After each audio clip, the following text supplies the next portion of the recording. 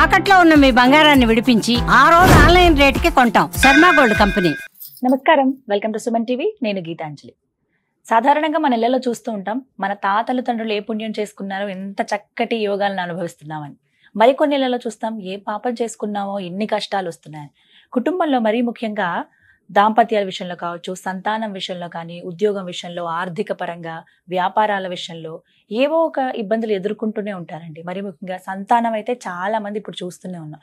అయితే వీటన్నిటికీ కొన్ని దోషాలే వాటికి కారణము ఇవన్నీ రావటానికి అని అంటారు. అయితే కొన్ని పరిహారాలు చేసుకుంటే వాటి నుంచి విముక్తి పొందుతాము, ఖచ్చితంగా దైవానుగ్రహం లభిస్తుంది అని చెబుతారు. నిజంగా ఈ దోషాలు అంత కఠినమైనవా? మనం వీటికి పరిహారాలు చేసుకుంటే వాటికి ఫలితం అంటూ ఏమన్నా ఉంటుందా? అసలు ఎలాంటివి చేసుకోవాలి? వీటి గురించి తెలుసుకుందాం. వివరించేందుకు ప్రస్తుతం మనతో పాటు ఉన్నారు ప్రముఖ జ్యోతిషులు బ్రహ్మశ్రీ నందిబట్ల శ్రీహరి శర్మ గురువు గారు. వారితో మాట్లాడదాం. గురుగారు నమస్కారం అండి. వాగర్థావివ సంపృక్తౌ వాగర్థ ప్రతిపత్తయే జగతఃపితరౌ వందే పార్వతీ పరమేశ్వరౌ. సదాశివసమారంభాం శంకరాచార్య మధ్యమాం అస్మదాచార్య పర్యంతం వందే గురు పరంపరాం. ఆదిత్యాయ చ సోమాయ మంగళాయ బుధాయ చ గురు శుక్ర శనిభ్యశ్చ రాహవే కేతవే నమః. శృంగేరి జగద్గురు పీఠాధిపతులకి, కంచి పీఠాధిపతులకి నమస్కారములు తెలియజేసుకుంటూ కార్యక్రమాన్ని ప్రారంభిద్దాం. గురుగారు, నాకు అన్నట్లుగా చాలా మంది ఇళ్లలో చూస్తామండి, చాలా మంచి యోగాలు ఉంటాయి, పిల్లలు తరతరాలుగా చక్కగా ఆస్తులు అనుభవిస్తారు, లేకపోతే ఆరోగ్యపరంగా ఎలాంటి ఇబ్బందులు ఉండవు, చక్కగా ఉంటారు. కానీ కొన్ని కుటుంబాల్లో అయితే ఏదో ఒక సమస్య వెంటాడుతూనే ఉంటుందండి. వీటికి ఏమన్నా దోషాలా? ఎందుకు అలా ఉంటాయి? అసలు ఉంటే గనక ఆ దోషాలు ఏంటి? వాటికి పరిహారాలు ఏంటి? వీటి గురించి వివరించండి. మంచిదమ్మా. ఇప్పుడు మీరు అన్న మాట అక్షర దూరం ఏమీ కాదు, వాస్తవమే చెప్పారు. చాలా మంది ఇళ్లలో. ఎందుకనంటే ప్రతి కుటుంబంలో కూడా వాళ్ళు యోగాలు అనుభవిస్తున్నారంటే వాళ్ళ గొప్పతనం కాదు, వాళ్ళ తాత ముత్తాతలు చేసిన పుణ్యం. ఇది ఒకప్పటి మాట. కానీ ఈనాటి కాలంలో చాలా మంది కష్టాలు అనుభవిస్తున్నారు కదమ్మా. అవునండి. ఎంతమంది సంతోషంగా ఉన్నారు. ఇప్పుడు మనం అనుకుంటాము మిద్దెలు కార్లలో ఉన్నవాళ్ళు, తిరిగేవాళ్ళు గొప్ప గొప్ప వాళ్ళు అనుకుంటాం. కానీ వాళ్ళ ఇంట్లో చూస్తే వాళ్ళు ఎట్లాంటి సమస్యలు అన్నీ ఉన్నా అల్లు నొచ్చిన అన్నట్టుగా అన్నీ ఉన్నా కానీ భోజనం సరిగ్గా చేయలేకపోతారు. అన్ని ఒంటి నిండా రోగాలు, దాంపత్య సమస్యలతో బాధ. అది పైకి కనబడడానికి మాత్రమే మేడిపండులాగా అందంగా కనబడుతుంటాయి, కానీ వాళ్ళ జీవితాల్లో ఉంటారు. గుడిసెల్లో ఉన్నవాళ్ళు కూడా దారిద్ర్యంతో బాధపడుతుండవచ్చు కాక, కానీ ఆనందంగా దాంపత్యంలో ఉంటుంటారు, పిల్ల పాపలతో సంతోషంగా ఉంటారు. అంటే ఇక్కడ ఎక్కడ వస్తుంది లోపము అన్నప్పుడు చూస్తే ప్రధానంగా ఒకప్పుడు ఉన్నటువంటి సమాజం ఇప్పుడు లేదు. అనేక రకాలుగా మార్పులు చెంది ఉంది. పైగా మనల్ని బ్రతికించుకోవడం కోసం మన మీద ఆధారపడ్డటువంటి కుటుంబ సభ్యుల్ని బ్రతికించుకోవడం కోసం ప్రొద్దున లేచిన దారభ్యత పడుకునేంత వరకు చాలా కష్టాలు పడుతున్నారు. ఈ కష్టాలలో మానవ ధర్మంగా చేయాల్సినటువంటి పనులు కొన్ని చేయలేకపోతున్నారు. తద్వారా పితృదేవతల యొక్క అనుగ్రహం పొందలేకపోవడమే ఈ ప్రధాన కారణం. ముఖ్యంగా ఏంటంటే ఒకప్పుడు చాలా నిండు నూరేళ్లు ఆయురారోగ్యాలతో బ్రతికారు కాబట్టి వాళ్ళకి ఎవ్వరికి కూడాను పరంపరలో భాగంగా వాళ్ళ పిల్లలు, మనవాళ్ళు, ముని మనవాళ్ళు వాళ్ళందరూ కూడా ఆరోగ్యమైన జీవితాన్ని పొందారు. కానీ గత ఈ 20-30 సంవత్సరాల నుంచి చూస్తుంటే చాలా మార్పులు వచ్చాయి. అనేక వెహికల్స్ పెరగడము, రోడ్స్ పెరగడము, అలాగే మనుషులు మానసికంగా చాలా చిన్నగా అయిపోతున్నారు. సంకుచితమైన స్వభావము, ఉద్రేకము పొందడము, అల్పాయుష్తో ఉండడము, ఇవన్నీ ఉండడం వల్ల ముఖ్యంగా కొన్ని శాప ప్రభావాలు అనేటువంటివి ఏర్పడ్డాయి. అవి 30 సంవత్సరాల తర్వాత ఇప్పుడు ఈ జనరేషన్లో ఉన్నటువంటి తల్లిదండ్రులు వాళ్ళ పిల్లలు అనుభవిస్తున్నారు. ఎట్లాంటి ఇబ్బందులు అనంటే చాలా మంది పిల్లలు గొప్పగా చదువుకుంటారు కానీ ఉద్యోగం సరిగ్గా ఉండదు. వివాహాలు అనేటువంటివి ఎంత గొప్పగా సంపాదిస్తున్నా వివాహాలు కాక 40 ఏళ్ళున్న బ్రహ్మచారులు, కన్యలు ఉన్న వాళ్ళు ఉన్నారు. అలాగే వివాహం అయింది బాగుంటుంది అనుకుంటే దాంపత్యం సరిగ్గా లేక 3-4 డైవోర్స్లు అయిన వాళ్ళు ఉన్నారు. అన్నీ బాగున్నాయి అంటే సంతానం ఉండదు. డాక్టర్లు చూపించుకుంటే అంతా బాగుంది అని అంటారు, కానీ సంతానం ఉండదు. ఎందుకు కలుగుతుంది? అలాగే నిండుగా కనబడుతుంటారు, ఏదో ఒక అనారోగ్యం మనసులో బాధ పెడుతూనే ఉంటుంది. డాక్టర్ల దగ్గరికి పోతే అన్ని రిపోర్ట్లు నార్మల్గా వస్తాయి, బలానికి మందులు ఇస్తారు, పంపిస్తారు, కానీ అనారోగ్య సమస్యతో బాధపడుతుంటారు. ఇంకా చెప్పాలి అనంటే ఎంతో గొప్పగా ఉండి జీవించాల్సినటువంటి తరుణంలో కొన్ని నిర్ణయాల వల్ల పూర్తిగా దారిద్ర్యానికి వచ్చేసేస్తారు. అన్నిటికంటే ముఖ్యంగా ప్రశాంతత లేని జీవితం, మానసికంగా సంతోషంగా ఉండలేకపోవడము, ఇలా అనేక రకాలైనటువంటి సమస్యలతో బాధపడుతున్నారు. వీటన్నిటికీ కారణాలు ఒకప్పుడు అందరూ బాగున్నారు కాబట్టి ఏ దోషము లేకుండా ఉండగలిగారు. కానీ ఇప్పుడు చాలా మంది అనేక రకాల సమస్యలతో బాధపడుతున్నారంటే దీనికి గల ప్రధానమైన దోషం ఏంటంటే మానవుడు 5 రకాలైనటువంటి దోషాలతో బాధపడుతుంటాడు. ఏంటండి అది 1 పితృదోషము, 2 స్త్రీ శాపము, గురు శాపము, దైవ శాపము, సర్పశాపము, పితృశాపం. ఈ 5 రకాల శాపాలతో బాధపడుతుంటారు కాబట్టి అనేక రకాల సమస్యలు అనేటువంటివి మానవుడికి కలుగుతున్నాయి. అందుకనే అంటే 2013 నుంచి మానవులకు ఎందుకు ఈ విధంగా సమస్యలు వస్తున్నాయని చెప్పి రీసెర్చ్ చేసినప్పుడు ఈ పితృశాపము ఈ 5 రకాల శాపాలు ఉండడం వల్లనే అని చెప్పి తెలుసుకొని వాటికి పరిహారాలు అనేటివి గత 15 సంవత్సరాలుగా సశాస్త్రీయంగా చేయిస్తున్నాం.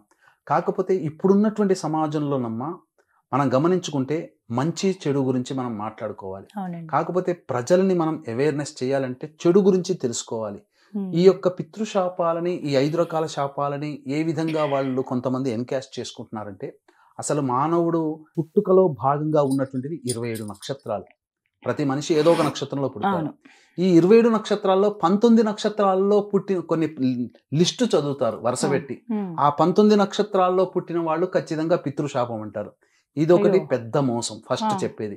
రెండవ మోసం ఎలాంటిదనంటే ఈ వీడియో చూస్తేనే నీకు పితృశాపం ఉంది, పితృశాపం ఉంటేనే నువ్వు వీడియో చూస్తావు అని చెప్పడం పెద్ద మోసం. మూడవది ఈ వీడియో చూసిన తర్వాత కూడా నువ్వు రియాక్ట్ కాలేదు, మా దగ్గరకు వచ్చి పూజ చేసుకోలేదు కాబట్టి నీకు ఎప్పుడో యోగం కలిగితేనే మళ్ళీ మా దగ్గరకు వస్తావు. ఇలా మానవుల్ని హిప్నటైజ్ చేసి ఇలాంటి మాటలతో ధన సంపాదనే ధ్యేయంగా చాలామంది కొన్ని అవాస్తవాలని కూడా లేని విషయాలని పెట్టి సైకలాజికల్గా హిప్నటైజ్ చేసినట్టుగా మానవుల్ని ఈ మాటలతో లోబర్చి ఈ విధంగా లేనిపోని పితృశాపాలు కూడా అంటగట్టి చేయిస్తున్నారు. అసలు ఎక్కడ శాస్త్రంలో 27 నక్షత్రాలలో 19 నక్షత్రాల్లో పుడితే దోషం అంటే మీరు ప్రాక్టికల్ గా ఆలోచిస్తే ఒక కుటుంబంలో 4 సభ్యులు ఉంటారు. 4లో ఏదో ఒక ఈ 19 నక్షత్రాల్లో ఒక నక్షత్రంలో పుట్టిన వాళ్ళు ఉంటారు కదా. అంటే ఆ 19 నక్షత్రాల పేర్లు చదవగానే మన ఇంట్లో ఎవరున్నారని ఎవరైనా ఆలోచిస్తారు, మీరైనా నేనైనా. నా పిల్లలు లేదా నా భార్య లేదా నేనే ఉన్నా అంటే నాకుంది అని చెప్పి సైకలాజికల్ గా భయపడిపోయి చేయించుకోవాలన్నమాట. అంతే తప్ప శాస్త్ర ప్రకారము లేదు. కాబట్టి చెడుని ఈ విధంగా తెలుసుకొని అటువంటి చెప్పే వాళ్ళ మాటల్ని నమ్మకండి. దాని ద్వారా మీరు మోసపోవడమే జరుగుతుంది. ఎందుకంటే ధనార్జని ధ్యేయంగా ఉన్నప్పుడు అలాంటి వాళ్ళ దగ్గర చేయించుకోవడం వల్ల ఏమవుతుందంటేనమ్మా సరిగ్గా జరగట్లేదు. అక్కడ ఒక్క బ్రాహ్మడితోనే అన్ని పట్టి చేయిస్తున్నారు. సవివరంగా క్లుప్తంగా కొన్ని విషయాలు మనం తెలుసుకున్నాం. అసలు ఈ పితృదోషం అనేటువంటిది ఈ 5 రకాల శాపాలు ఎలాంటి వస్తాయనంటే తండ్రి వైపు 6 తరాలు, తల్లి వైపు 3 తరాలలో దుర్మరణాలు అంటే road accident, fire accident, suicide attempt, నదిలో బావిలో పడి చనిపోవడం, ఇంట్లోంచి వెళ్ళిపోవడం, లివర్ ఫెయిల్యూర్, కిడ్నీ ఫెయిల్యూర్, క్యాన్సర్తో చనిపోవడం, అలాగే 60 సంవత్సరాల లోపల ఏ విధంగానైనా చనిపోయినా, కాలసర్పదోషంలో జన్మించిన, స్త్రీ హత్య, గోహత్య, బ్రాహ్మణ హత్య కుటుంబంలో ఎవరైనా చేసినా, అలాగే బ్రహ్మచారిగా కన్యగా ఉండి మరణించిన, కొంతమందికి 50 ఏళ్ళు దాటినా పెళ్ళిళ్ళు కావు ఆడవాళ్ళకి మగవాళ్ళకి, అలా ఉండి చనిపోయినా, అలాగే పిండ ప్రధాన కార్యక్రమాలు కుటుంబంలో నిర్వహించలేకపోయినా ఇవన్నీ పితృశాపాలే. ఇటువంటి కనుక లక్షణాలు ఉంటే ఖచ్చితంగా జాతకరీత్యా మనం తెలుసుకోవచ్చు. గురుగారు ఒక మాట అండి, ఇప్పుడు జాతకరీత్యా అని చెప్తున్నారు కదా, కొంతమందికి వాళ్ళు పుట్టిన తేదీ కానీ, సమయం కానీ, ప్రదేశం కానీ ఏవి తెలియవు. ఇంకా ఆ టైంలో మేము నోట్ చేసుకోలేదండి అని అంటారు పేరెంట్స్ ఎవరిని అడిగినా. చాలా మందిలో నేను ఇది గమనించాను. మరి అలాంటి వాళ్ళు ఏ విధంగా తెలుసుకోవచ్చు వారికి పితృదోషం ఉందో లేదో? ఒకవేళ ఉంటే గనక వాళ్ళకి పరిహారాలు ఎలాగా? అసలు ఫస్ట్ తెలుసుకోవటం ఎలా? అసలు ఈ దోషము వ్యక్తికి సంబంధించిన దోషం కాదమ్మా, కుటుంబానికి సంబంధించింది. కాబట్టి ఒక కుటుంబంలో 4 సభ్యులు ఉన్నారంటే కొడుకు జాతకంలో కనబడకపోవచ్చు, బిడ్డ జాతకంలో కనబడకపోవచ్చు, లేదా భార్య జాతకంలో కనబడకపోవచ్చు, తన జాతకంలో కనబడవచ్చు. ఈ 4 జాతకాన్ని చూపించుకోవాలంటే ఆర్థిక పరిస్థితి అందరికీ ఉండదు కదా. కాబట్టి ఈ పితృదోషం ఉన్నటువంటి కుటుంబాలలో కొన్ని లక్షణాలు ఉంటాయమ్మా. ఆ లక్షణాలు జాతకాలతో సంబంధం లేకుండా ఇప్పుడు మనం చర్చించుకునే ఏ లక్షణాలు అయితే కుటుంబంలో కొన్ని ఉంటాయో ఖచ్చితంగా అది పితృదోషం సంబంధించిన అని చెప్పుకోవచ్చు. కాబట్టి ఇక జాతకాలతో సంబంధం లేదు. అయితే వీక్షించేటువంటి ప్రేక్షకులకి గమనిక, ఈ నెల 26వ తారీఖు రోజున, జనవరి 26వ తారీఖు రోజున ద్వాదశి తిథి ఆదివారము. ఆ రోజున పితృదోష నివారణార్థమై కార్యక్రమాలు చేయించడం జరుగుతుంది. 25వ తారీఖు రోజున హైదరాబాద్ నుంచి బస్సు బయలుదేరుతుంది. 26వ తారీఖు రోజున కార్యక్రమం జరపబడుతుంది. కాబట్టి అవకాశం ఉన్న వాళ్ళు అతి కొద్ది సీట్లు మాత్రమే ఉన్నాయి కాబట్టి కార్యక్రమ తదనంతరం కాంటాక్ట్ చేసి మీరు నమోదు చేసుకోవచ్చు. ఈ కార్యక్రమంలో స్వయంగా పాల్గొనవచ్చు. సామూహికంగా కాదు, ఎవరికి వాళ్ళకి ఇండివిజువల్గా చేయించడం జరుగుతుంది. ఇక లక్షణాల విషయాలకు వచ్చేసరికి ఏంటంటేనమ్మా, కుటుంబ సభ్యులు తరచూ యాక్సిడెంట్స్కి గురి అవుతున్నా, మందులకి నయం కాని రోగాలతో బాధపడుతున్నా, అలాగే తరచూ ప్రయోగ బాధలకి గురవుతున్నా, ఏ కుటుంబంలోనైతే ఆడపిల్లలు మాత్రమే ఉంటారో, పురుష సంతానం లేకుండా ఉంటుందో ఆ కుటుంబంలో, మరియు inter caste inter religion marriages ఏ కుటుంబంలో జరుగుతాయో, అలాగే కుటుంబంలో శారీరక మానసిక లోపాలతో పిల్లలు జన్మించి ఉంటుంటారు, అలాగే సంఘ వ్యతిరేక శక్తులతో చేతులు కలిపి కారాగార వాసము లేకపోతే కొన్ని దుర్మార్గపు పనులు చేస్తుంటారో అటువంటి కుటుంబాలలో పితృశాపం ఉంటుంది. ఇంకా ఎట్లాంటి లక్షణాలంటే కుటుంబ సభ్యుల మధ్య అవగాహన ఉండదు. తండ్రితో కొడుక్కి కూతురికి, తల్లితో కొడుక్కి కూతురికి సంబంధ బాంధవ్యాలు ఉండవు, మాటలు లేకుండా ఉంటారు కదా అటువంటి కుటుంబాలలో.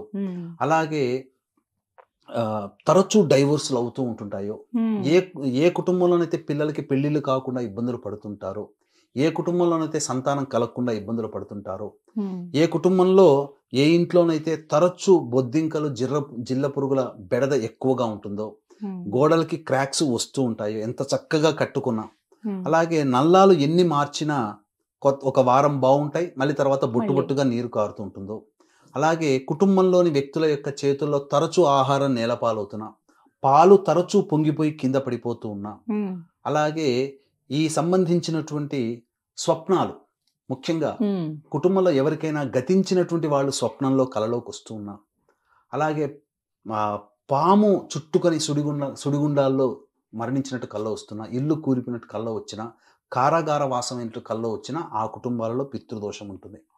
అన్నిటికంటే ముఖ్యంగా ఒక సంకల్పం, ఒక ఇల్లు కట్టుకోవాలనో, ఒక మంచి ఉద్యోగమో, లేకపోతే ఇంకేదో ఒక సంకల్పం వ్యాపారం కోసమో, ఏదో ఒక పని కోసం ప్రయత్నం చేస్తుంటారు. ఆ పనులలో అనేటువంటివి అన్ని అవకాశాలు దగ్గర దాకా వచ్చి వెనక్కి వెళ్ళిపోతున్నాయి ఆ కుటుంబాలలో.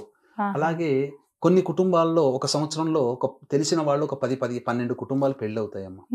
ఆ 10-12 కుటుంబాల్లో ఒక 3-4 కుటుంబాలు చాలా పైకి ఎదుగుతాయి. కొన్ని కుటుంబాలు బొదుగుదల లేకుండా ఎక్కడ వేసిన గొంగడ అక్కడే ఉంటుంది.